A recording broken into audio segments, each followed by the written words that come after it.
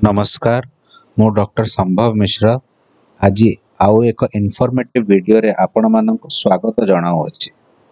आज आम शिखा एक रोमोवैक् सक्शन ड्रेन को आम किपरि भाबे घरे ही संपूर्ण भाव में खाली करि परिबा। एक सक्शन ड्रेन टी किछि एपरि भाबे देखा जाए एवं एहार व्यवहार आम अस्त्रोपचार पर शारीरिक तरल पदार्थ वैक्यूम माध्यम रे ड्रेन करिया पई कि व्यवहार करिता। एक सक्शन ड्रेन को खाली करिया पूर्वरु सर्वप्रथमे यही धड़ा लॉक टी को आमको भल भाव में बंद करिया को पड़ी थाए। लॉक टी बंद हैला परे ट्यूब को आमे किछि एपरि भाव में खोलिबा एवं बैग रे जहाँ भी पदार्थ थिबो ताको एक जगह रे भल भाव में काढ़ी दबा। ध्यान रखिबे कि बैग टी को खाली करि सारला परे ताको पानी रे केबे भी धोइबे नाही, कारण किछि पानी अंश से बैग रे रही कि आमको एक भूल रीडिंग देई थाए।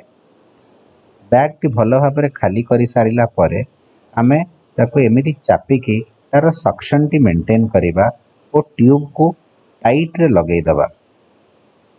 किछि एपरि भाबे ट्यूब को टाइट रे लगी सारिला परे आमे तापरे जो लॉक टी को सर्वप्रथमे बंद करिथिले ताको आउथरे खोली दबा। सब बळे ध्यान रखुथिबे कि बैग टी को खाली करिबा पूर्वरु लॉक टी बंद करा जिवो एवं बैग टी खाली करि सारला परे लॉक टी खोला जिवो। एबे जो जगह रे आमे सब पदार्थ काढी थिले ताको एक सिरिंज माध्यम रे भल भाव रे मापी दबा। सिरिंज रे भल भाव रे मापी सारिला परे एक ड्रेन चार्ट रे आमे ताको दिन और समय क्रमांक नोट करिकि लेखिबा। ड्रेन चार्ट टी किछि एपरि देखा जाए एवं एइठी आमे सब दिन ड्रेन केते कोन आसुची ताको लिखि परिबा। 3 दिन धरी जदि 50 ml रु कम ड्रेन ने हमर आसे तापरे आमे ड्रेन को काढ़ीबार प्रक्रिया करि परिबा। यह थिला संपूर्ण प्रक्रिया हमर ड्रेन खाली करिवार।